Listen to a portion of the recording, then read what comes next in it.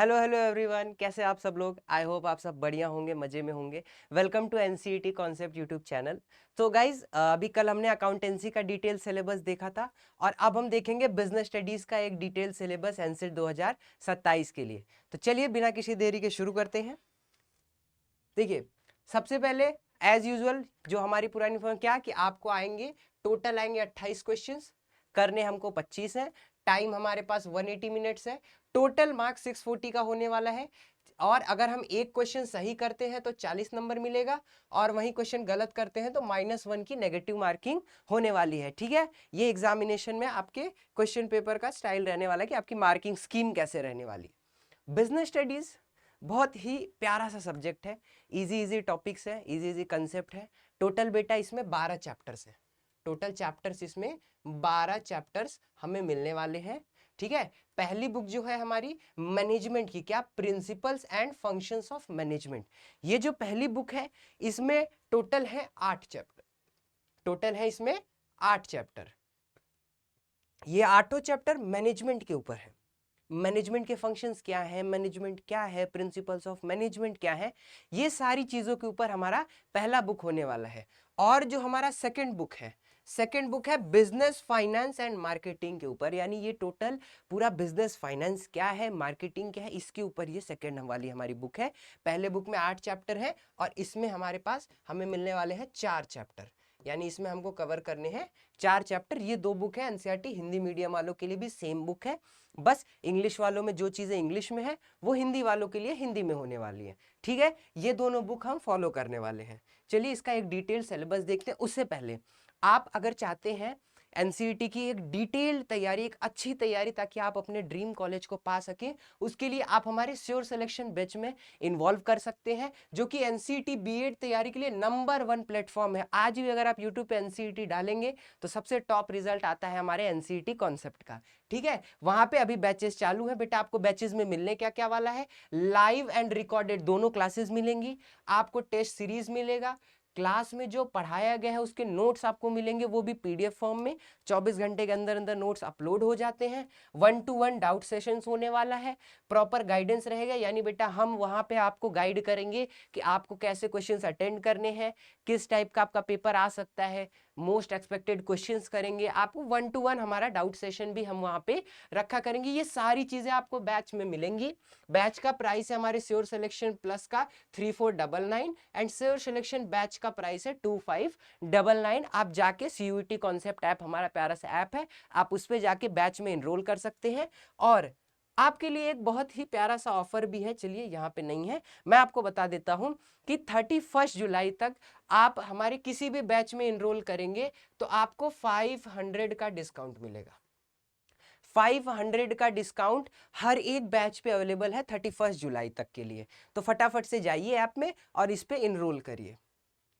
चलिए अब हम अपने सिलेबस पे आते हैं। ठीक है, इसमें 2 यूनिट्स हैं और इसको हम अच्छे से कवर करेंगे। देखिए, सबसे पहला है पार्ट ए, जो कि है प्रिंसिपल्स, यानी ये की मॉड्यूल है एक, बेसिकली कि हम पढ़ने क्या वाला है। पहले एक की मॉड्यूल हम देख लेते हैं क्या क्या है। यूनिट 1 है हमारा nature and significance of management, यानी मैनेजमेंट का नेचर क्या है, उसके सिद्धांत क्या है, ये सारी चीजें हम उसमें पढ़ेंगे। दूसरा है प्रिंसिपल्स ऑफ मैनेजमेंट, दूसरा यूनिट है हमारा प्रिंसिपल ऑफ मैनेजमेंट, जिसमें हम 2 लोगों ने जो मैनेजमेंट के लिए प्रिंसिपल्स दिए थे उनको पढ़ेंगे, Henry Fayol and FW Taylor, यानी फ्रेडरिक विल्सन टेलर ने प्रिंसिपल्स दिए थे मैनेजमेंट के, वो सारी चीजें हम यहाँ पे बहुत अच्छे से पढ़ेंगे। ठीक है, तीसरा यूनिट है हमारा बिजनेस इन्वायरमेंट का, चौथा है planning and types of plans, पांचवा है ऑर्गेनाइजिंग स्ट्रक्चर, छठा है स्टाफिंग एंड HRM, सेवेंथ है directing leadership and motivation, eighth है कंट्रोलिंग। यहां तक बेटा आपका जो बुक ए है वो होगा, बुक का जो पार्ट ए है वो यहां तक कवर करता है। ठीक है, जो अभी हमने बुक देखा था वहां पे पार्ट ए इतना रहने वाला है। यहां से शुरू होता है part 2, business finance decisions, financial markets and SEBI के बारे में भी हम पढ़ेंगे। सेबी क्या है, क्या करती है सेबी, सेबी के रेगुलेटरी फंक्शंस क्या क्या है, डिसिप्लिनरी फंक्शन क्या क्या है, काफी सारे फंक्शंस है वो पढ़ेंगे हम। मार्केटिंग मिक्स के 4 P's हैं, मार्केटिंग मिस का जो सबसे कॉमन क्वेश्चन आता है वो आता है 4 P's ऑफ मार्केटिंग, वो चीज भी हम बहुत ही डिटेल में देखेंगे, ठीक है। और हमारा टारगेट है 100% एमसीक्यू एक्यूरेसी, यानी बेटा जो आपको 180 मिनट्स मिल रहा है उसमें हमें टारगेटेड क्वेश्चंस करने हैं और 100% एक्यूरेसी के साथ करना है। क्वेश्चंस कराने की जिम्मेदारी मेरी है, आपकी बस इतनी जिम्मेदारी है, बैच में एनरोल करिए, रेगुलर क्लासेस करिए, कोई भी डाउट आता है तो आप हमसे एनी टाइम कनेक्ट कर सकते हैं, ठीक है। चलिए हम शुरू करते हैं सबसे पहले अपने मैनेजमेंट एंड प्रिंसिपल्स वाले यूनिट को, देखते हैं इसमें क्या क्या आने वाला है। और आपके लिए मैंने हर यूनिट से 1-2 पीवाईक्यू जो कि पेपर में आए हुए हैं वहां से सीधे उठा के मैंने यहाँ पे रख दी हैं, ताकि आपको एक डिटेल्ड ओवरव्यू दे सकूं मैं कि पेपर कैसा आने वाला है और आप भी समझ सके कि पढ़ने में कितना मजा आने वाला है, ठीक है। चलिए देखिए, सबसे पहला यूनिट में है nature and significance of management, यानी प्रबंधन की प्रकृति और महत्व, कि मैनेजमेंट क्या है, उसका नेचर यानी उसकी प्रकृति कैसी है और उसकी इंपॉर्टेंस क्या है, मैनेजमेंट क्यों जरूरी है किसी भी बिजनेस में, ये भी हम देखेंगे, ठीक है। देखिए इसमें क्या क्या रहने वाला है, मैनेजमेंट के बारे में उसका कंसेप्ट पढ़ेंगे, ऑब्जेक्टिव पढ़ेंगे, इंपॉर्टेंस पढ़ेंगे, फिर हम पढ़ेंगे नेचर ऑफ मैनेजमेंट, यानी उसकी प्रकृति क्या है, management as science, art and profession.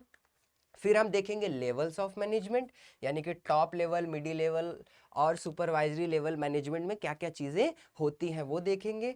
फिर हम मैनेजमेंट के फंक्शंस देखेंगे, यानी मैनेजमेंट जो फंक्शंस परफॉर्म करती है, planning, organising, staffing, directing and controlling, ये 5 फंक्शंस मैनेजमेंट परफॉर्म करती है, जिसके हर एक के ऊपर एक डिटेल्ड चैप्टर है। हमारे पार्ट डे की बुक में हर एक यूनिट इसके फंक्शंस के ऊपर एक डिटेल्ड चैप्टर है, और हर एक चैप्टर को हम एकदम अच्छे से डीप में पढ़ेंगे ताकि हम एमसीक्यूज को इजीली क्रैक कर सके, ठीक है। और एट लास्ट हम पढ़ेंगे कोऑर्डिनेशन के बारे में, उसके नेचर एंड उसके इंपॉर्टेंस। हिंदी वालों के लिए भी है, ठीक है, और हिंदी वालों के लिए भी देखिए यहाँ पे हमने हिंदी में लिख रखा है, उसको भी हम देखते रहेंगे। अब देखिए मैनेजमेंट जो यूनिट 1 है उससे यहाँ पे एक क्वेश्चन आया हुआ है, वो देखते हैं क्वेश्चन क्या है। चलिए क्या है क्वेश्चन, देखिए पढ़िए। Management not only involves dealing with employees as individuals with diverse needs and behavior, but also means dealing with individuals as group of people। क्या कह रहा है, हिंदी वालों के लिए भी देखिए, मैं बोला ना हिंदी के लिए भी साथ साथ में बाइलिंगुअल क्लासेस होने वाली हैं। देखिए क्या है, प्रबंधन में केवल कर्मचारियों के साथ उनकी विविध आवश्यकताओं एवं व्यवहार वाले व्यक्तियों के रूप में व्यवहार करना ही शामिल नहीं है, बल्कि व्यक्तियों के एक समूह के रूप में उनसे व्यवहार करना भी शामिल है। ये एक स्टेटमेंट बेस्ड क्वेश्चन है।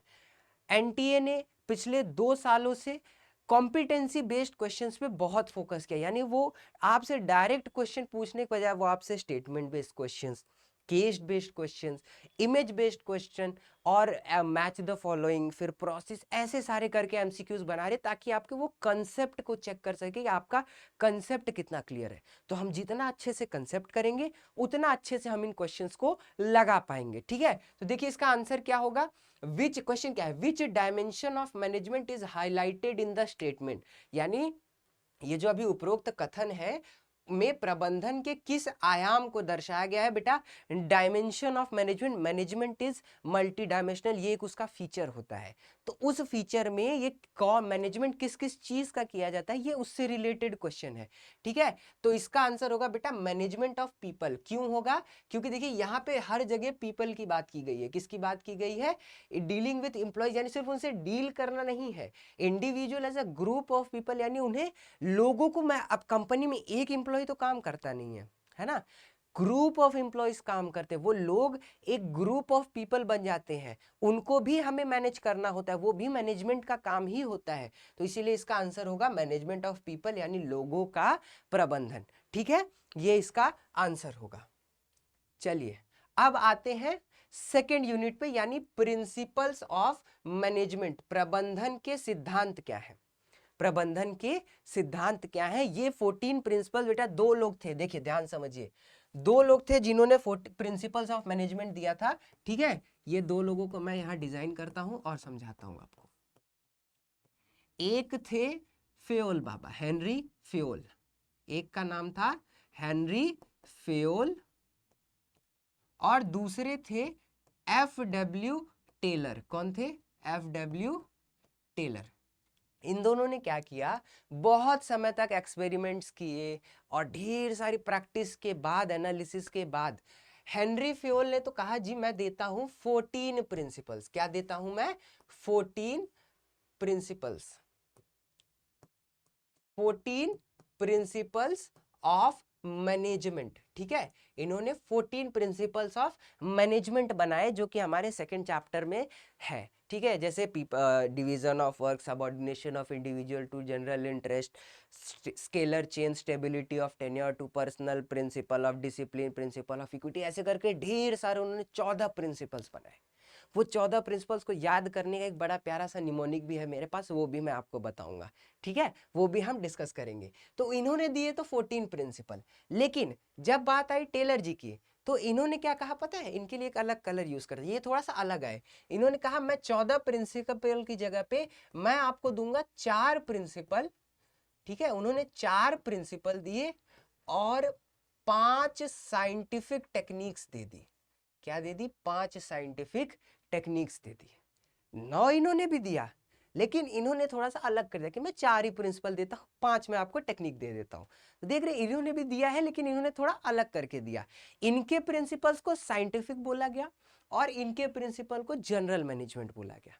क्यों बोला गया, कैसे बोला गया, ये सब हम डिटेल में अच्छे से आगे क्लासेस में पढ़ेंगे। ठीक है, तो इन्होंने प्रिंसिपल्स दिए, देखिए क्या क्या। अब प्रिंसिपल्स में हम पढ़ेंगे क्या, principles of management. Principles of management क्या होते हैं, यानी प्रबंधन के जो सिद्धांत है उनका मीनिंग देखेंगे, नेचर यानी उनकी प्रकृति देखेंगे और उनका सिग्निफिकेंस देखेंगे कि वो जरूरी क्यों है, उनका महत्व क्या है हमारे स्टडीज में। ठीक है, फिर उसमें हम क्या कर देंगे, फ्योल्स प्रिंसिपल ऑफ मैनेजमेंट और टेलर्स साइंटिफिक मैनेजमेंट। देखिए साइंटिफिक आया ना, यानी जो एफडब्ल्यू टेलर ने ये प्रिंसिपल्स एंड टेक्निक्स दिए है ना, इसको साइंटिफिक बोला गया और इनको जनरल बोला गया। ठीक है, क्लियर है? ये देखिए फ्योल के प्रबंधन के सिद्धांत, टेलर के वैज्ञानिक प्रबंधन, ये चीजों को हम देखेंगे।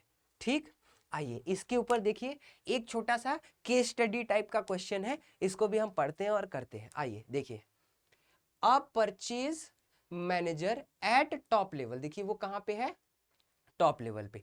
केस स्टडी करना हो, जब भी आपको केस स्टडी करना हो बेटा, जो जो क्वेश्चन में इंपॉर्टेंट है उसको या तो हल्का सा अंडरलाइन, क्योंकि पेपर में आपको लिखना अलाउड, आपको स्क्रीन पे करना होता है, तो भी आप उसको माइंड में नोट करते चलो क्या क्या इंपॉर्टेंट है। केस स्टडी में हर छोटे छोटी चीजों से ही आंसर मिलेगा हमें। ठीक है, चलिए, purchase manager eight top level in a reputed company mister Saxena holds the responsibility for ordering office furniture for the firm.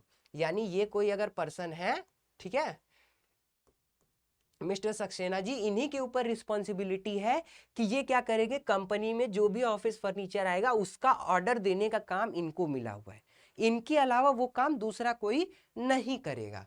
ठीक है, आगे क्या हुआ, while deciding on the supplier for the financial year 2025-26 he gave the order to his cousin at higher price. क्या हुआ कि जैसे मैं एक कंपनी में काम करता हूं, वहां पे जो फर्नीचर का ऑर्डर है वो मेरा देने का काम है। तो मैंने क्या किया, जब इस फाइनेंशियल ईयर की बात आई कि अब ऑर्डर देना है फर्नीचर्स के लिए, तो मैंने क्या किया, मैंने अपने ही कजिन को ऑर्डर दे दिया। उसका एक फर्नीचर का दुकान था और हायर प्राइस में, तो 200 की कुर्सी थी, मैं 400 में उसको लिखवाया कि हाँ 400 की कुर्सी आई है एक। ठीक है, ये काम उन्होंने किया per unit instead of the firm's usual supplier who was willing to lower the rates for the order। यानी जो हमेशा से उनको सप्लाई करते आ रहा था उसको देने की बजाय ऑर्डर उन्होंने अपने कजिन को दे दिया, और यहां तक कि वो सप्लायर कम दाम में भी देने को तैयार था, लेकिन नहीं, इन्होंने अपने कजिन को दिया और दुगने दाम पे दिया। ये तो केस हो गया। हाँ, केस तो हुआ है। Which principle of management were violated by Mr Saxena. वो पूछ रहे हैं कि कौन सा principle of management Mr Saxena ने फॉलो नहीं किया। हिंदी में भी देखिए क्या है, एक प्रतिष्ठित कॉर्पोरेट में शीर्ष स्तर पर क्रय प्रबंधक श्री सक्सेना फर्म के लिए कार्यालय फर्नीचर का ऑर्डर देने के उत्तरदायी हैं। वित्तीय वर्ष 2025-26 के लिए आपूर्तिकर्ता का चयन करते समय उन्होंने फर्म के सामान्य आपूर्तिकर्ता जो कम दरों पर आपूर्ति करने के लिए तैयार था के स्थान पर अपने चचेरे भाई को अधिक प्रति इकाई मूल्य पर ऑर्डर दे दिया। श्री सक्सेना द्वारा प्रबंध के कौन से सिद्धांतों का उल्लंघन किया गया, उन्होंने कौन सा प्रिंसिपल ये करके फॉलो नहीं किया, कौन सा प्रिंसिपल कुछ तो कहता रहा होगा लेकिन उन्होंने उस चीज को नहीं फॉलो किया। तो बेटा इसका आंसर होगा subordination of individual interest to general interest. मैं क्यों बता पा रहा हूं? क्योंकि मैंने प्रिंसिपल्स पढ़े हैं, पढ़ाए हैं, आपने अभी पढ़ा नहीं है। ये क्वेश्चन सिर्फ आपके एक ओवरव्यू के लिए है। आप देखो कैसे क्वेश्चंस बनते हैं, किस टाइप का क्वेश्चन बनता है, हमें अपनी तैयारी किस लेवल की करनी है। ये डिटेल्ड सिलेबस वीडियो बस इसीलिए है ताकि आप ये जान सको कि हाँ आपको किस लेवल का मेहनत करना है। ठीक है, इसका मतलब क्या होता है? सबऑर्डिनेशन यानी व्यक्तिगत हित का सामान्य हित के अधीन होना। यानी हम अपने पर्सनल फायदे के बारे में ना सोच के पूरी कंपनी के बारे में सोचें, पूरी कंपनी के फायदे के बारे में सोचें। ठीक है, ये होगा इसका आंसर। चलिए जी, अब इसमें देखिए ऑप्शन भी दिया है। अच्छा ठीक है, यहाँ पे 4 प्रिंसिपल है: esprit de corps, initiative, centralisation and decentralisation और subordination of individual interest and general interest. तो हमको बताना है इसमें से कौन सा होगा। तो देखिए जनरल इंटरेस्ट वाला प्रिंसिपल कौन सा है? डी है ना, तो इसका आंसर सिर्फ और सिर्फ डी होगा, यानी डी ओनली इसका आंसर हो जाएगा। क्लियर है? चलिए अगला यूनिट है हमारा तीसरा, बिजनेस इन्वायरमेंट एंड प्लानिंग। तीसरा और चौथा यूनिट है। अब हम देखेंगे बिजनेस इन्वायरमेंट क्या है और प्लानिंग क्या है। ठीक है, देखिए इंपॉर्टेंस ऑफ बिजनेस इन्वायरमेंट, यहाँ कुछ चीजें दी हैं, वो हम आगे आपको सारी चीजें डिटेल में अच्छे से हम आपको पढ़ाएंगे। तो बिजनेस इन्वायरमेंट बेटा अगर मैं आपको शॉर्ट में बताऊं तो वो चीजें जो बिजनेस को आज नहीं तो कल अफेक्ट करेंगे, वो सारी चीजें ही बिजनेस इन्वायरमेंट के अंदर आती हैं और उस पर बिजनेस का कोई कंट्रोल नहीं होता। ठीक है, ये बात हमेशा याद रखिएगा, उसी को बिजनेस इन्वायरमेंट बोलते हैं। तो बिजनेस इन्वायरमेंट के हम पढ़ेंगे मीनिंग क्या है एंड इंपॉर्टेंस क्या है, यानी बिजनेस इंपॉर्टेंस क्या होता है, उसके महत्व क्या है, उसका अर्थ और महत्व देखेंगे। यानी व्यावसायिक वातावरण, व्यावसायिक वातावरण ये पढ़ेंगे। उसके बाद व्यावसायिक वातावरण के आयाम यानी डायमेंशंस ऑफ बिजनेस इन्वायरमेंट पढ़ेंगे। ठीक है, अभी हमने डायमेंशंस ऑफ मैनेजमेंट देखा था ना, फिर हम डायमेंशंस ऑफ बिजनेस इन्वायरमेंट भी पढ़ेंगे, जिसमें क्या क्या है? आर्थिक है यानी इकोनॉमिक है, सोशल है, टेक्नोलॉजिकल है, पॉलिटिकल है एंड लीगल है। ये सारे क्या है? डायमेंशंस ऑफ बिजनेस इन्वायरमेंट है। ठीक है, इनको हम पढ़ेंगे, यानी सामाजिक, तकनीकिक, राजनीतिक और कानूनी, इतनों के बारे में हम पढ़ेंगे यूनिट 3 में। आइए उससे रिलेटेड भी एक प्यारा सा क्वेश्चन देखते हैं। Which of the following statements does not represent the importance of business environment? यानी व्यवसायिक पर्यावरण के महत्व का प्रतिनिधित्व कौन सा कथन नहीं करता। यानी यहाँ पे हमको 3-4 स्टेटमेंट दिए गए हैं, इसको पढ़ के हमें बताना है कि इनमें से कौन सा स्टेटमेंट बिजनेस इन्वायरमेंट के महत्व को नहीं समझाता, ये हमको बताना है। चलिए पढ़ते हैं। पहला है, it helps the firm to identify external environment trends and changes that will hinder a firm's performance. ये क्या करता है? इनको मदद करता है किसमें? Identify external environmental trends. यानी आप जब आप बिजनेस इन्वायरमेंट को एनालिसिस करते हो, आप उसका एनालाइज करते हो, उसको छानबीन करते हो, तो आप पता कर सकते हो कि अभी तक कौन सा ट्रेंड चला आ रहा था बिजनेस में, क्या क्या चीजें हो रही थी और क्या क्या चीजें नहीं हो रही थी। ठीक है, ये आप पता कर, यानी यह फर्म के बाह्य पर्यावरणीय प्रवृत्तियों एवं परिवर्तनों की पहचान करने में सहायता करता है, जो फर्म के प्रदर्शन में बाधा डाल सकते हैं, जो फर्म के प्रदर्शन में बाधा डाल सकते हैं। ठीक है, दूसरा ऑप्शन है, इट हेल्प्स इन, यानी ये तो होगा, ये इंपॉर्टेंस इसका होता है, it helps in improving organisational structure, यह संगठनात्मक संरचना के सुधार करने में सहायता करता है। ये नहीं होगा, ये नहीं होता है। ठीक है, ये बिजनेस इन्वायरमेंट का एक इंपॉर्टेंस नहीं है। तीसरा, it helps in tapping useful resources like finance, machines, raw material, power and water, labour etcetera, ये भी होता है। तो इसका सही आंसर, यानी अगर मैं करूं तो इसका सही आंसर होगा बेटा बी। ये इसका इंपॉर्टेंस नहीं शो करता है। ठीक है, ये इसके इंपॉर्टेंस के बारे में नहीं बताता। अगला है प्लानिंग, चौथा यूनिट है हमारा प्लानिंग यानी योजना बनाना। अभी तक बिजनेस इन्वायरमेंट में मैनेजमेंट चल रहा था, अब मैनेजमेंट का काम शुरू होगा, मैनेजमेंट का काम शुरू होगा, यानी सबसे पहले योजना बनाई जाएगी, प्लान बनाया जाएगा कि बिजनेस कैसे चलेगा, कहाँ पे क्या चीज़ें होंगी, कैसे क्या करना है, क्या नहीं करना है, हम कहाँ से क्या चीज़ें ला सकते हैं, अगर ऐसा नहीं हुआ तो हम ऐसा कैसे करेंगे।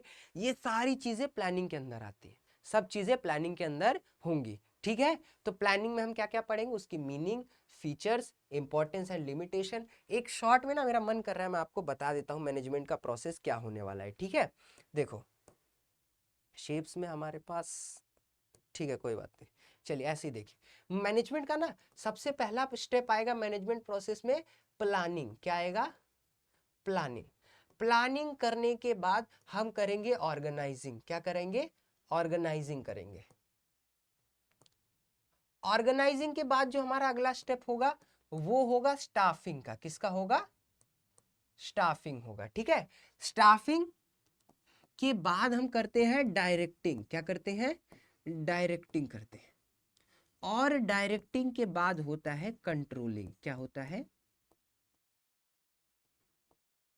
कंट्रोलिंग। ये 5 स्टेप होता है।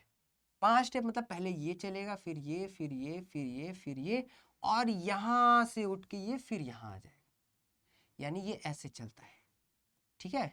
और ये एक कंटिन्यूअस प्रोसेस होता है, यानी मैनेजमेंट में ये चीजें हमेशा चलते रहती हैं, ऐसे ऐसे ये सर्कल में चलते रहता है। वो लाइफ साइकिल आपने चार्ट वाला देखा है ना, लाइफ साइकिल का चार्ट, वो ऐसे ही चीजें चलती रहती हैं, ठीक। चलिए, तो देखिए प्लानिंग में क्या करते हैं, हम प्लान बनाते हैं, योजना बनाते हैं।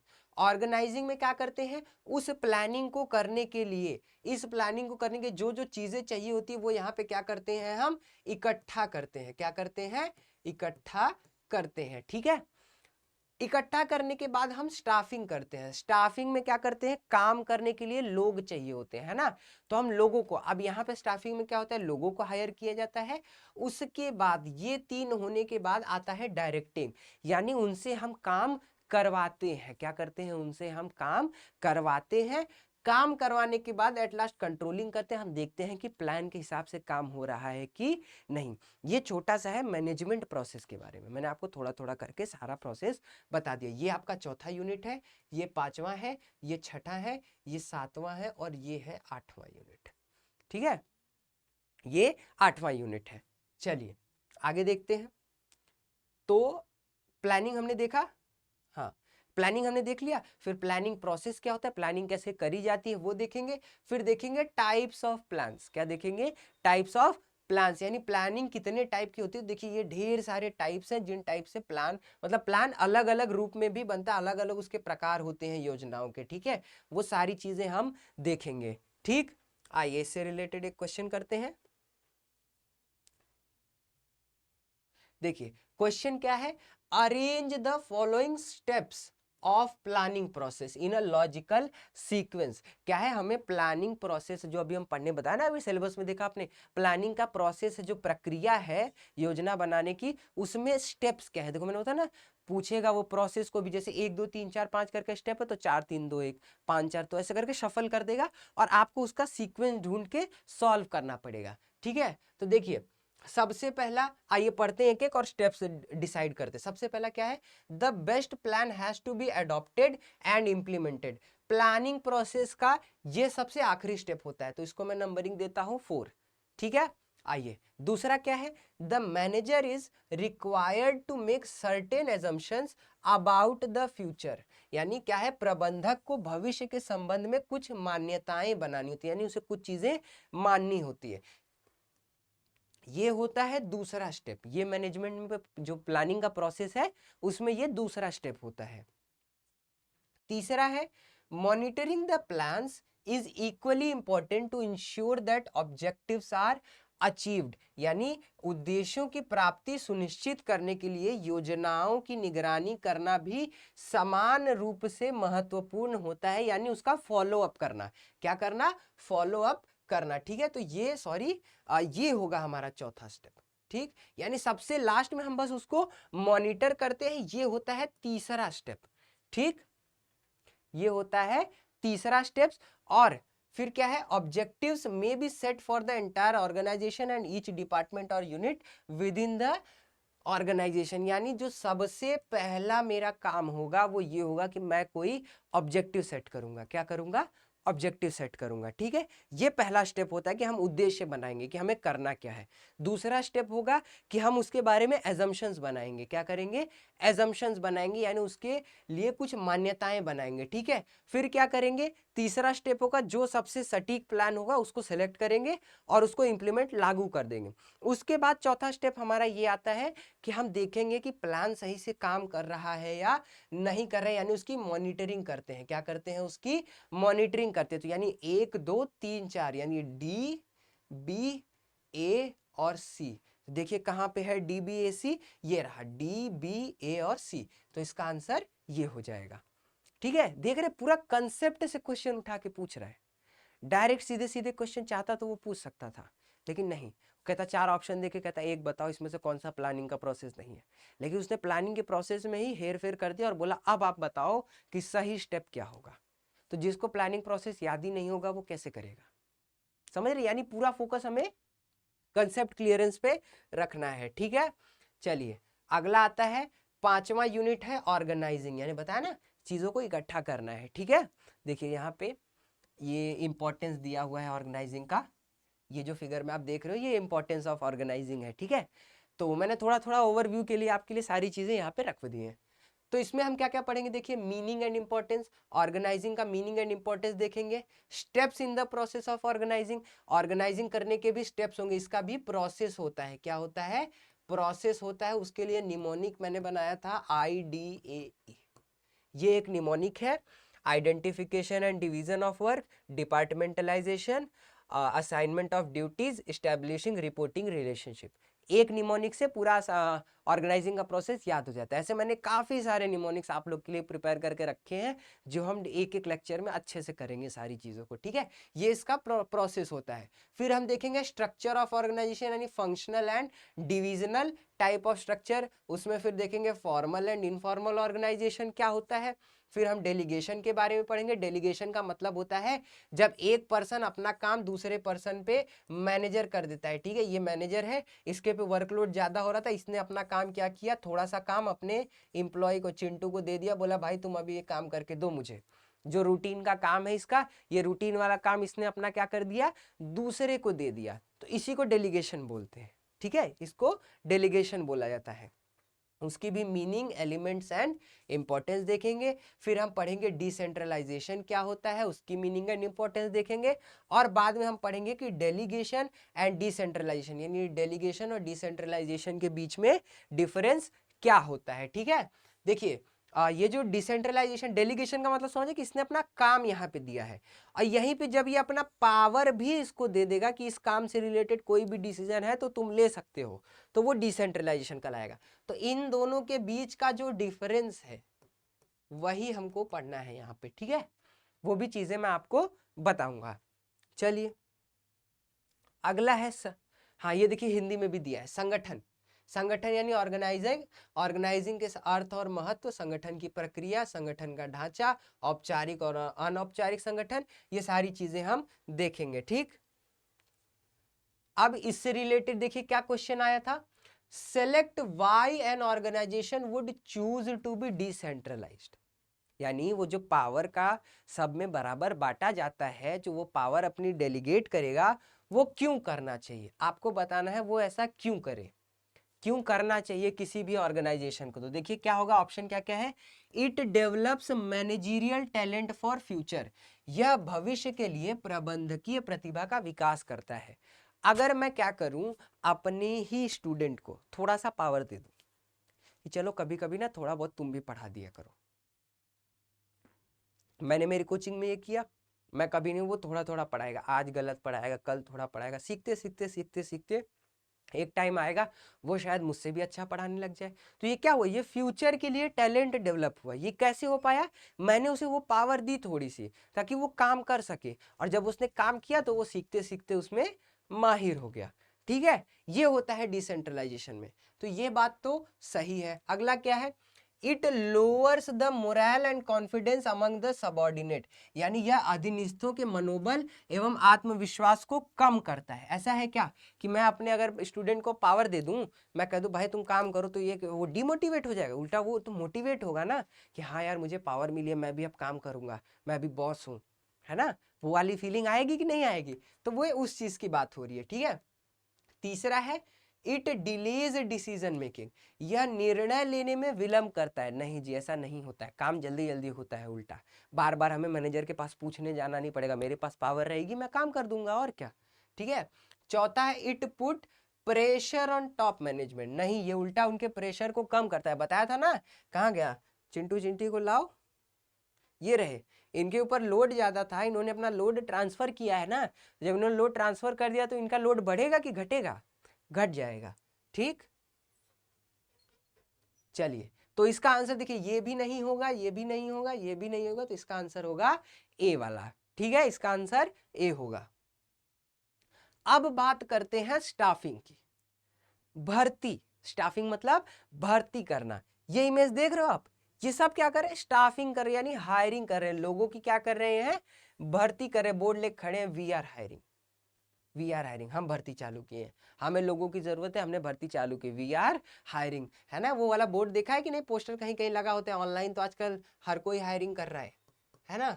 जिनको जरूरत होती है वो सीधा हायरिंग के लिए डालते हैं, वी आर हायरिंग, ये करके एक आता है ना पोस्टर, वो स्टाफिंग से रिलेटेड होता है, भर्ती के लिए वो चीजें होती हैं। क्या क्या उसमें, उसमें भी हम क्या क्या पढ़ेंगे, देखिए, मीनिंग, स्टाफिंग होता क्या है, उसकी नीड क्या है, उसके importance, staffing as a part of HRM, human resource management and staffing. बहुत लोगों को बच्चा पढ़ते समय ये कंफ्यूजन होती है कि ये दोनों क्या है, एक चीजें हैं, बट ये दोनों एक चीजें नहीं है। कैसे नहीं है, मैं बताता हूं, सुनिए। देखिए, स्टाफिंग और एचआरएम को समझने के लिए ना मैं एक डायग्राम बनाता हूं, कुछ ऐसा।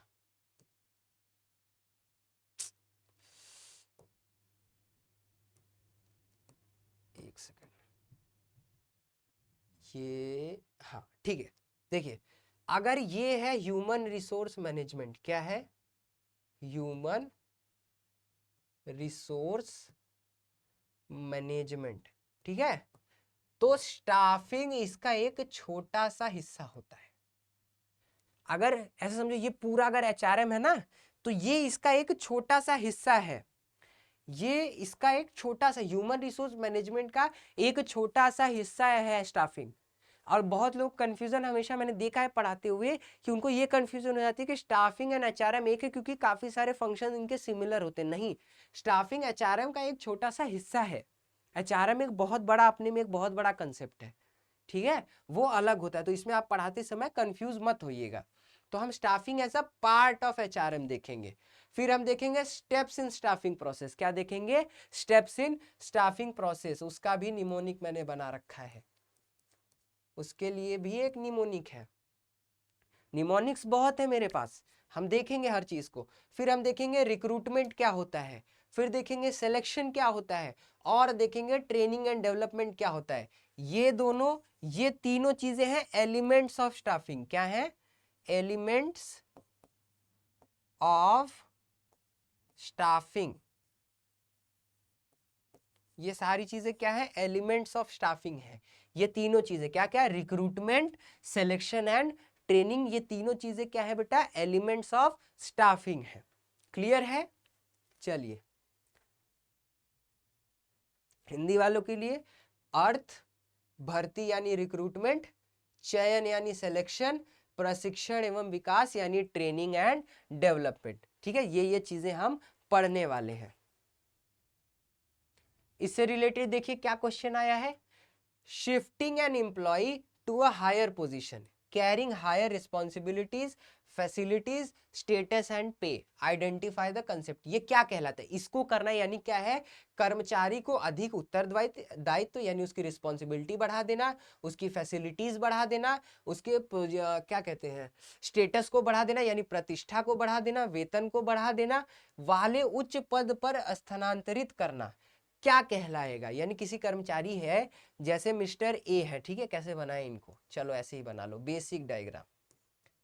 ये है मिस्टर ए, ठीक, ये मिस्टर ए है, ये अभी काम कर रहे थे प्रोडक्शन डिपार्टमेंट में, थे प्रोडक्शन मैनेजर, क्या थे ये, प्रोडक्शन मैनेजर थे। ठीक है, एक लोअर लेवल पे, ऑपरेशनल लेवल पे ये एक मैनेजर थे। कुछ टाइम बाद क्या हुआ, कंपनी ने इनको प्रमोशन दिया, कंपनी ने इनका क्या कर दिया, कहा सर आप बहुत टाइम से काम कर रहे हो, बहुत अच्छा काम कर रहे हो। तो अब ये सूट बूट पहन के तैयार हो गए मस्त, इनके बाल वाल भी आ गए, ठीक है। और इन्होंने अब ये बन गए ए से मिस्टर ए बन गए, क्या बन गए, मिस्टर ए, यानी अब ये बन गए प्रोडक्शन डिपार्टमेंट के हेड, क्या बन गए, प्रोडक्शन डिपार्टमेंट के हेड बन गए,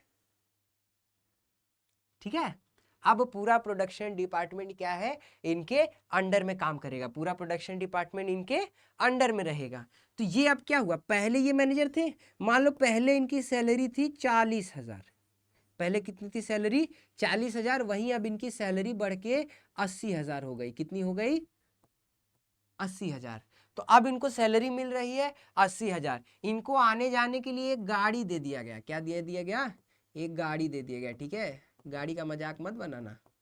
उनको आने जाने के लिए एक गाड़ी मिल गई, है ना, मेडिकल फैसिलिटीज दे दी गई, सारी चीजें इनको दे दी गई, ठीक है, गाड़ी थोड़ा खतरनाक ही बन गया है। तो अब इनके पास क्या हो गया, ढेर सारी फैसिलिटीज हो गई, है ना। तो ये इनका क्या किया गया बेटा, आप सब अब तक समझ गए क्या कहते हैं इसको, प्रमोशन कहते हैं, क्या कहते हैं, प्रमोशन कहते हैं। यानी अब इनका क्या कर दिया गया, प्रमोशन कर दिया गया। तो बेटा ये जो है ना higher position, carrying higher response, अब जब ये पहले तो सिर्फ मैनेजर थे ना, अब पूरे डिपार्टमेंट के हेड है, तो इनकी जिम्मेदारियां भी तो बढ़ेंगी, इनकी जिम्मेदारी बढ़ेगी, है ना, इनका पैसा बढ़ गया है, इनका फैसिलिटी भी, जो भी इनको पहले ये साइकिल से आते थे, मान लो ऐसे है, ठीक है, ये ऐसे है, ये ऐसे करके, और यहाँ पे ऐसे, ये इनकी साइकिल है, पहले साइकिल से आते थे, अब गाड़ी से आते हैं, मुझे ड्राइंग थोड़ी लग रहा है सीखनी पड़ेगी, है ना। तो पहले साइकिल से आते थे, अब गाड़ी से आ रहे हैं, है ना, इनका पे भी बढ़ गया, पहले 40,000 पाते थे, अब 80,000 पा रहे हैं, तो पेमेंट भी इनका बढ़ गया। तो ये सारी चीजें हुई हैं, तो इसी को बेटा प्रमोशन बोलते हैं, क्या बोलते हैं, प्रमोशन बोलते हैं। ट्रांसफर का मतलब होता है, यही ये प्रोडक्शन डिपार्टमेंट के मैनेजर थे, कल को इनको मैं प्लानिंग डिपार्टमेंट का मैनेजर बना देता, इनको मैं प्लानिंग डिपार्टमेंट का मैनेजर बना देता। तो ये क्या हुआ है, ये सेम लेवल पे, बस इनका डिपार्टमेंट चेंज होगा, इसको बोलते हैं ट्रांसफर, ठीक। तो इसका आंसर होगा, क्या होगा, प्रमोशन। यानी जब किसी इंप्लॉय को हायर पोजीशन पे शिफ्ट किया जाता है तो वो उसका प्रमोशन होता है, ठीक है। क्लियर है, आई होप आपको समझ आ रहा होगा चीजें। ऐसे ही थोड़े फन मस्ती के साथ एग्जाम्पल्स को यूज करके हम हर एक कंसेप्ट को इजी तरीके से पढ़ेंगे, ठीक। चलिए 7वां यूनिट है हमारा डायरेक्टिंग, क्या है, डायरेक्टिंग। इसका हिंदी वाला भी देख लो, निर्देशन, क्या, निर्देशन, यानी निर्देशन क्या होता है, उसका अर्थ, महत्व एवं सिद्धांत देखेंगे, फिर निर्देशन के तत्व भी देखेंगे, डायरेक्टिंग के एलिमेंट्स भी देखेंगे। देखो इंग्लिश वालों हिंदी वालों के लिए, दोनों के लिए है। एलिमेंट्स ऑफ डायरेक्शन यानी सुपरविजन, मोटिवेशन, लीडरशिप और कम्युनिकेशन। सुपरविजन का मतलब है उनका देख रेख करना, क्या करना, देख रेख करना, ठीक है। हिंदी की राइटिंग मेरी थोड़ी सी बढ़िया है, देख रेख करना। मोटिवेशन, मोटिवेशन मतलब उत्साहवर्धन करना, यही होता है ना, अभिप्रेरणा। क्या होता है, मोटिवेशन का मतलब अभिप्रेरणा, उनको मोटिवेट करना कि हाँ आप अच्छे से काम करो, आपको अच्छा पैसा मिलेगा, ये सारी चीजें मोटिवेशन में आती हैं, ठीक है। फिर होता है लीडरशिप, क्या है, लीडरशिप। लीडरशिप का मतलब देखो नेतृत्व करना, यानी मैं लीडर हूं, मैं आपका लीडरशिप करूंगा, आपको बताऊंगा काम कैसे करना है, आप कभी डिमोटिवेट हो गए तो आपको मोटिवेट करूंगा, सारी चीजें मैं करूंगा यहाँ पे। और एट लास्ट होता है कम्युनिकेशन यानी संचार, ठीक है। आइए इसका भी एक केस स्टडी देखते हैं, क्या है, रमन को बहुत भूख लगी थी, वाह क्या क्वेश्चन है। रमन को बहुत भूख लगी थी क्योंकि उसने सुबह से नाश्ता नहीं किया था। इंग्लिश वाले भी पढ़ लीजिएगा, मैं इसको हिंदी में पढ़ूंगा, मजा आएगा। दोपहर 1 बजे तक वह बेचैन हो गया और नाश्ते या भोजन के लिए होटल की तलाश में सड़क पर चलने लगा। बहुत भूखा है, कोई इंसान भूखा रहेगा 1-2 बजे तक सुबह से लेके, तो भूख तो लगेगी उसे। तो वो यहाँ क्या हुआ, वो गया है नाश्ते की तलाश में। फिर 2 किलोमीटर चलने के बाद उसे एक होटल मिला जहां रोटी और दाल 10 रुपए में उपलब्ध थी। उसकी जेब में केवल 15 रुपए थे, इसलिए उसने 10 देकर संतोषजनक भोजन किया। 15 का खाना था, बेचारे के पास पैसे नहीं थे, तो उसने 10 रुपए ही देके खाना किया ताकि बस उसका पेट भर जाए, ठीक है। भोजन करने के बाद उसे लगा कि उसकी ऊर्जा वापस आ गई है। रमन द्वारा अपनी आवश्यकताओं की संतुष्टि के लिए अपनाई गई अभिप्रेरणा के अनुसार निम्नलिखित को क्रमबद्ध में कीजिए। बेटा एक ना मैस्लोज नीड हायरार्की थ्योरी थी, क्या थी? मैस्लो की नीड हायरार्की थ्योरी थी। उसमें बताया गया था कि इंसान कब कब हिसाब से अपनी नीड्स को पूरी करता है, उसको एक उन्होंने क्या कहता है हायरार्की में रखा था। तो उस हायरार्की में ना सबसे पहला क्या हुआ, उसका अनसेटिस्फाइड नीड हुआ। क्या हुआ? उसको असंतुष्ट आवश्यकता पड़ी। किसकी आवश्यकता पड़ी है? खाना खाने की। किसकी? खाना खाने की, ठीक है। फिर उसको खाना खाने के बाद क्या हुआ, उसको टेंशन होने लगा, भूख लगी है, मन मचल रहा है, अरे यार खाना नहीं मिला, सुबह से कुछ नहीं मिला है, 1:30-2 बज गया, अभी तक कुछ नहीं आया मेरे पास, उसको टेंशन होने लगी। फिर उसने क्या किया, सर्च बिहेवियर किया, खोजना शुरू किया, क्या खाऊं, रोड पे चलने लगा, लिखा था ना कहाँ गया, 2 किलोमीटर, देखो 2 किलोमीटर चले, होटल की तलाश में सड़क पर चलने लगा। वो चलने लगा, वो क्या करने लगा, सर्च करने लगा। और तब जाके जब उसने खाना खाया तो उसके तनाव में क्या आया, कमी आई, यानी रिडक्शन इन टेंशन हुआ। ठीक है, तो कैसे होगा, पहला ये होगा, दूसरा ये होगा, तीसरा ये और चौथा ये, यानी ए डी सी बी। क्या होगा, A D B C, sorry A D और बी सी कहाँ है, ये रहा, देखो ए डी बी सी, इसका ये आंसर होगा। ऐसे मजेदार मजेदार क्वेश्चन मिलते हैं बिजनेस स्टडीज में। माना कि ये थ्योरी सब्जेक्ट है, लेकिन इसको इस तरीके से करेंगे कि ऐसे ऐसे क्वेश्चंस करने में बहुत मजा आएगा। ठीक है, चलिए अब पहली बुक का यानी जो पार्ट ए था उसका लास्ट यूनिट, पार्ट ए का लास्ट यूनिट है कंट्रोलिंग, यानी नियंत्रण करना, लोगों पे नियंत्रण रखना, काम अच्छे से हो रहा है कि नहीं, जो प्लान हमने बनाया था वो प्लान के हिसाब से चीजें हो रही है कि नहीं, ये सारी चीजें देखना है। उसकी मीनिंग एंड इंपॉर्टेंस, अर्थ एवं महत्व देखेंगे, relationship between planning and controlling, नियोजन एवं नियंत्रण के मध्य प्रबंध संबंध देखेंगे। मैंने बताया ना प्लानिंग एंड कंट्रोलिंग पहला स्टेप ये था, लास्ट ये था, यहां से चीजें यहां जाती थी और यहां से फिर यहां आ जाती है। वो जो भी प्रोसेस मैंने बताया था चौथे चैप्टर यूनिट में, वही चीज है यहाँ पे। ठीक है, चलो फिर क्या है, steps in the process of controlling, यानी कंट्रोलिंग प्रोसेस का स्टेप क्या है, इसके भी प्रोसेस है, उसके भी स्टेप क्या है, हम उसको भी समझेंगे। ठीक है, चलिए अगला देखते हैं, इससे रिलेटेड भी एक क्वेश्चन है, लीजिए, स्टेप्स ऑफ प्लानिंग के ऊपर ही क्वेश्चन आ गया, स्टेप्स ऑफ प्लानिंग के ऊपर ही क्वेश्चन आ गया है।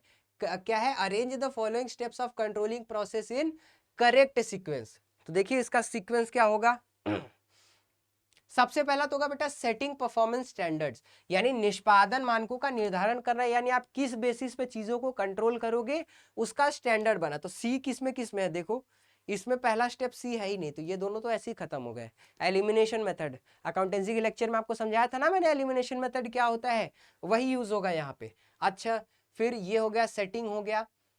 फिर हम क्या करेंगे, सेटिंग करने के बाद, सेटिंग परफॉर्मेंस स्टैंडर्ड यानी मानक निर्धारित करने के बाद हम अपना एक्चुअल परफॉर्मेंस मेजर करेंगे। क्या करेंगे, एक्चुअल परफॉर्मेंस मेजर करेंगे, यानी असल में काम कितना हुआ है, तब तो दोनों को बराबर से नाप पाओगे।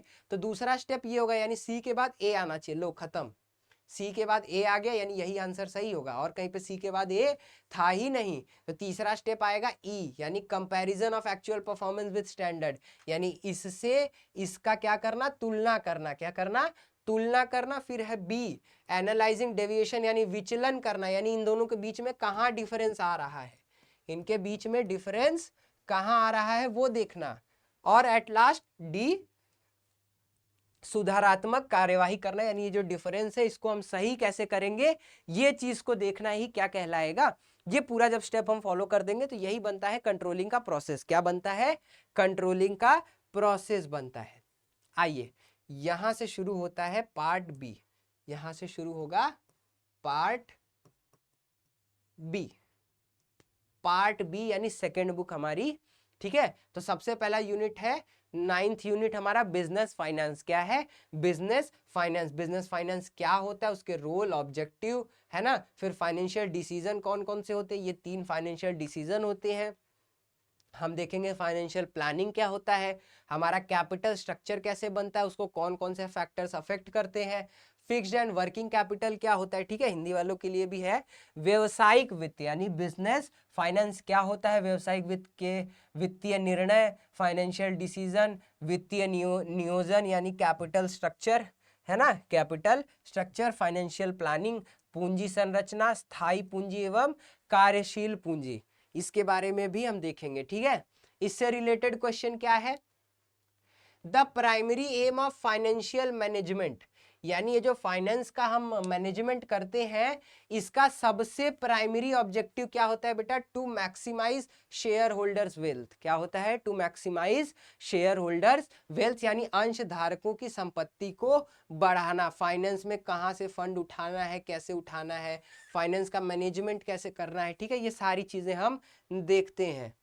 चलिए अगला है फाइनेंशियल मार्केट्स, यानी ये जो फाइनेंस वाली चीजें हैं, ये जो हमारा वित्त है, ठीक है, जो भी वित्तीय चीजें हैं उसके लिए मार्केट भी है। क्या है, वो मार्केट है जहां पे फाइनेंस की डील होती है, यानी वित्तीय बाजार। क्या है, वित्तीय बाजार, उसकी अवधारणा देखेंगे। फिर देखेंगे मनी मार्केट क्या होता है, कैपिटल मार्केट क्या होता है, स्टॉक एक्सचेंज, इसमें हम पढ़ेंगे बेटा सेबी के बारे में। किसके बारे में पढ़ेंगे, सेबी के बारे में, सेबी क्या होता है, क्या करता है। फिर डिपॉजिटरी सर्विस के बारे में पढ़ेंगे और सेबी के उद्देश्य एवं कार्य देखेंगे। क्या देखेंगे, सेबी के उद्देश्य एवं कार्य देखेंगे। ये सारी चीजें हम इसमें पढ़ेंगे, ठीक है, क्लियर है। आइए देखिए इससे रिलेटेड क्या क्वेश्चन आया था, which of the followings are the objective of security and exchange board of India, यानी ये जो सेबी है इसका क्या क्या उद्देश्य इनमें से है। सबसे पहला, to establish a nation wide trading facility for all type of security, ठीक है।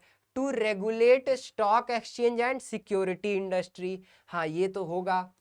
To protect the rights and interest of investors, ये भी होगा, ठीक है।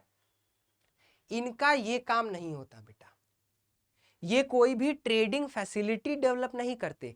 इनका काम होता है कि शेयर होल्डर जो भी शेयर मार्केट में आए उनके साथ कोई स्कैम ना हो, कोई कंपनी कोई बड़ा स्कैम ना करे। इसके लिए ट्रेडिंग फैसिलिटी के लिए बेटा ना ढेर सारे ऐप्स आते हैं जो कि स्टॉक मार्केट में ब्रोकर्स होते हैं ना, उनका काम, इसका काम रेगुलेटरी फंक्शन एंड डेवलपमेंटरी फंक्शंस होता है, ठीक है। वो रेगुलेट करता है पूरे सिक्योरिटी मार्केट को और उसके लिए एजुकेट करता है लोगों को, है ना, ढेर सारे अवेयरनेस प्रोग्राम्स चलाता है, वो सारी चीजें करता है, ठीक है।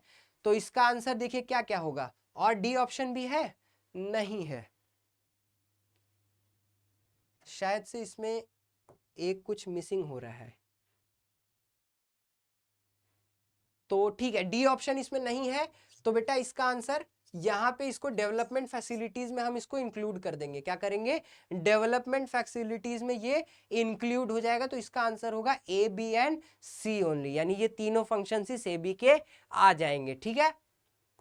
चलिए फिर है यूनिट मार्केटिंग का, किसका, मार्केटिंग का। वो वाले क्वेश्चन में शायद से थोड़ा सा एक ऑप्शन मिसिंग है, इसलिए वो क्वेश्चन ऐसे बना हुआ है, ठीक है, कोई टेक्निकल एरर आ गया होगा, कोई बात नहीं। मार्केटिंग अगला यूनिट है हमारा 11th, मार्केटिंग। मार्केटिंग में बेटा ये बहुत ही इंटरेस्टिंग चैप्टर है, इसमें हम 4 पीज ऑफ मार्केटिंग पढ़ेंगे, ठीक है। 4 पीज ऑफ मार्केटिंग के बारे में पढ़ेंगे। मार्केटिंग में प्रमोशन कैसे होता है, प्राइस कैसे लगाया जाता है, डिस्ट्रीब्यूशन चैनल्स क्या होते हैं, किसके थ्रू सामान को बांटा जाएगा, ये सारी चीजें पढ़ेंगे। बहुत ही प्यारा चैप्टर है। देखिए इसमें क्या क्या पढ़ेंगे, मार्केटिंग की meaning, function, role and philosophies, distinction between marketing and selling, marketing mix क्या होता है ना, प्रोडक्ट मिक्स, प्राइस मिक्स, है ना, फिजिकल डिस्ट्रीब्यूशन, प्रमोशन, प्राइस, है ना, फैक्टर इन्फ्लुएंसिंग प्राइसिंग, ये सारी चीजें इस चैप्टर को बड़े ही डिटेल में पढ़ा जाएगा, ठीक है। अब देखो ये एक और अच्छा सा कहानी वाला केस स्टडी आया, हिंदी में भी है इसका, ये रहा, देखो क्या है। जया, पूजा और मानवी स्कूल की सहेलियां हैं जो अलग अलग अपना सफल व्यवसाय चला रही हैं। वे नियमित रूप से मिलती हैं और अपने व्यवसायिक विचारों पर चर्चा करती हैं तथा उत्पादन, ग्राहक संतुष्टि, उत्पादन अभिकल्पना, उत्पाद मूल्य निर्धारण, ये सब क्या है मुझे थोड़ा सा इंग्लिश में देखना पड़ेगा। आइए क्या क्या है, discussing exchange notes, production, customer satisfaction, product designing, product pricing, marketing efforts, selling techniques, social concerns etcetera, ये सारी चीजों पे वो क्या करती हैं बेटा, डिस्कस करती हैं। क्या करती हैं, वो सारी चीजों पे डिस्कस करती हैं। हिंदी वाले आप लोग भी रोक के यहाँ पे पढ़ते रह सकते हो, ठीक है। चलो, in one of such meeting Jaya drew the attention of Pooja and Manvi towards exploitation of consumers. अच्छा, ये थोड़ा सा इंपॉर्टेंट लग रहा है, इसको मैं हाईलाइट करके चलता हूं। Exploitation of consumer, she said that Most of the sellers were exploiting the consumer in various ways and were not paying attention to social, ethical and ecological aspects of marketing. यानी जो businessman है वो खाली ये देख रहे हैं कि हम अपना फायदा कैसे करें, मेरा फायदा कैसे हो जाए, बाकी समाज के बारे में वो कुछ भी नहीं सोच रहे हैं, ठीक है। She understood the importance of these factors, was trying to implement so. Pooja said that they were under pressure to satisfy the consumer, but stated that the customer would not buy or not buy enough unless they are adequately convinced and motivated to do so. Manvi emphasized on the importance of keeping consumer needs in mind and said that it was their duty to keep the customer satisfied and to take decision from the point of view of consumer. बेटा इसमें सीधे सीधे बात इतनी सी हो रही है कि कंज्यूमर के ऊपर, यानी कंज्यूमर का ध्यान रखा जाए कि उनके साथ कोई छेड़खानी ना हो, उनके साथ कोई धोखाधड़ी ना हो, वो उनको हम कन्विंस करें, वो सेटिस्फाइड रहे, उनकी सेटिस्फैक्शन रहे, वो संतुष्ट रहे हमारे प्रोडक्ट से, ये चीज का ध्यान देना था। She believes that someone who fails to identify consumer preference fails to satisfy the consumer can not run the business success in the long run. सीधी बात है, मुझे रेड कलर का पेन चाहिए, आप मुझे ब्लू कलर का पेन बेचो, मेरी नीड को आपने समझा नहीं और आप मुझे अपना सामान बेचना चाहोगे, क्या मैं आपसे सेटिस्फाई रहूंगा? आंसर है नहीं। तो यहां भी यही होगा, ठीक है। आइए अब इससे रिलेटेड क्वेश्चन क्या है। क्वेश्चन है identify which of the following philosophy is advocated by Manvi for her business. यानी इसके लिए मानवी ने अपने बिजनेस के लिए कौन सी फिलोसफी का क्या किया है, एडवोकेट किया है, यानी अपने व्यवसाय के लिए न्यू दर्शन का समर्थन करती है। तो समर्थन करती है बेटा सोसाइटल मार्केटिंग कॉन्सेप्ट का। किसका? सोसाइटल मार्केटिंग कंसेप्ट का। चलिए लास्ट यूनिट है हमारा कंज्यूमर प्रोटेक्शन। क्या है? Consumer protection. लास्ट यूनिट है कंज्यूमर प्रोटेक्शन यानी उपभोक्ता संरक्षण, यानी ये जो कंज्यूमर्स है उनका प्रोटेक्शन करना। देखिए सबसे पहले इसमें हम क्या क्या पढ़ेंगे, मीनिंग एंड इंपॉर्टेंस, यानी कंज्यूमर की meaning, importance of consumer protection, उपभोक्ता संरक्षण का मीनिंग देखेंगे। कंज्यूमर प्रोटेक्शन एक्ट 2019 क्या कहता है वो पढ़ेंगे। कंज्यूमर के राइट्स क्या है वो देखेंगे। कंज्यूमर की रिस्पॉन्सिबिलिटी, हमारी ड्यूटी क्या है वो देखेंगे। कौन कंप्लेन कर सकता है, कौन नहीं कर सकता है। Ways and means of consumer protection देखेंगे, यानी कंज्यूमर प्रोटेक्शन कितने तरीकों से किया जाता है, क्या क्या उसके तरीके होते हैं अलग अलग, ठीक। आइए उससे रिलेटेड क्या क्वेश्चन है, निम्नलिखित में से कौन सा उपभोक्ता का अधिकार नहीं, यानी अगर आप एक कंज्यूमर हो तो आपके पास कौन सा राइट नहीं है। Freedom to access a variety of product at competitive prices, ये होता है।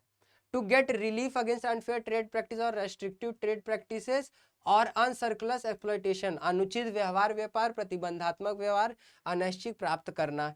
To have complete information about the product he intends to buy, ये भी होता है कि आप जो सामान खरीद रहे हो आपके पास उस प्रोडक्ट की सारी जानकारी हो। To read labels carefully so as to have information about prices and, ये सारी चीजें ये भी होता है, ठीक है, ये भी होता है, ये भी होता है। आइए इसके आगे ऑप्शंस भी हैं कुछ, नहीं इनके ऑप्शंस नहीं है, तो हमें इसमें से सिर्फ एक चूज करना है। क्या करना है? सिर्फ एक चूज करना है। तो आइए इसको मिटाते हैं और चूज करते हैं। तो बेटा इसमें से जो ऑप्शन नहीं होगा वो है बी। इसका आंसर क्या नहीं होगा? बी, क्योंकि ये बिजनेसमैन के लिए है। किसके लिए है? बिजनेस मैन्स के लिए, यानी हमारे एंटरप्रेन्योर्स के लिए ये सारी चीजें होती हैं, ठीक है। तो यहां तक था बेटा हमारा पूरा, हमने दोनों यूनिट का एक डिटेल्ड एक्सप्लेनेशन लिया, हम क्या क्या पढ़ने वाले हैं, क्या क्या टाइप्स के क्वेश्चन आने वाले हैं, दोनों हमारा पार्ट ए और पार्ट बी दोनों के बारे में हमने देखा। पहले में 8 चैप्टर है, दूसरे में 4 चैप्टर है, टोटल मिला के हमको 12 चैप्टर्स पढ़ने। कितने पढ़ने हैं? 12 चैप्टर्स हमको पढ़ने हैं, ठीक है।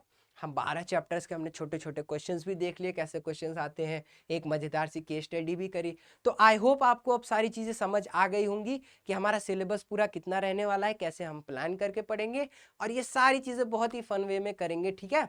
चलिए तो हमारी स्ट्रेटेजी क्या है, हम एनसीईआरटी प्रिसीजन रहेगा हमारा, हम line by line class 12th की जो बिजनेस स्टडीज है उसको पढ़ेंगे और एनसीईआरटी एनसेट, क्योंकि जो बार हमारा एनसीईआरटी का जो पेपर होता है एनसीईटी का, उसमें वो directly core NCERT terminology and definitions का यूज करता है, मतलब वो सीधे एनसीईआरटी से ही उठा के सवाल बनाता है, वो कहीं इधर वो सीधे एनसीईआरटी से बुक उठाएगा और वहीं से क्वेश्चन बनाता है।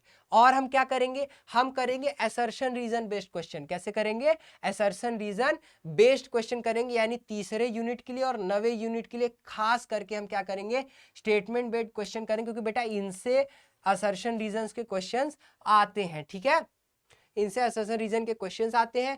फिर हम केस स्टडी एमसीक्यूज भी करेंगे, फेलर एफडब्ल्यू टेलर एंड फेयोल के principles functions of management given real world business scenarios, इनके ऊपर हम क्या करेंगे, केस बेस्ड स्टडीज क्वेश्चन भी करेंगे, जैसा मैंने आपको एक करवाया है। तो फटाफट से आप हमारे श्योर सिलेक्शन प्लस बैच में इन्वॉल्व कर सकते हैं। इनरोल करने के लिए आप हमारा सीयूईटी कॉन्सेप्ट ऐप को डाउनलोड करिए, वहां पे आप, ये रहा हमारा ऑफिस का नंबर है, आप इस पे कांटेक्ट कर सकते हैं। अगर आपको बैच से रिलेटेड कोई भी डाउट आता है तो आप उसके लिए हमसे कांटेक्ट कर सकते हैं एनी टाइम। और अगर आपको ऐसे ही फ्री में और लेटेस्ट अपडेट चाहिए एनसीईटी से रिलेटेड, फ्री में यहाँ पे क्लासेस भी कंडक्ट कराई जाती हैं, पीवाईक्यूज के सोल्यूशन होते हैं, मॉक टेस्ट भी कराए, तो और पूरा एनसीईटी से ओरिएंटेड वीडियोस इस चैनल पे आते रहते हैं। सो आप यहाँ अपने आपको अपडेटेड रहने के चैनल को सब्सक्राइब कर सकते हैं और इस वीडियो को लाइक करिए। मिलते हैं अगली क्लास में, तब के लिए थैंक यू सो मच। जय जगन्नाथ।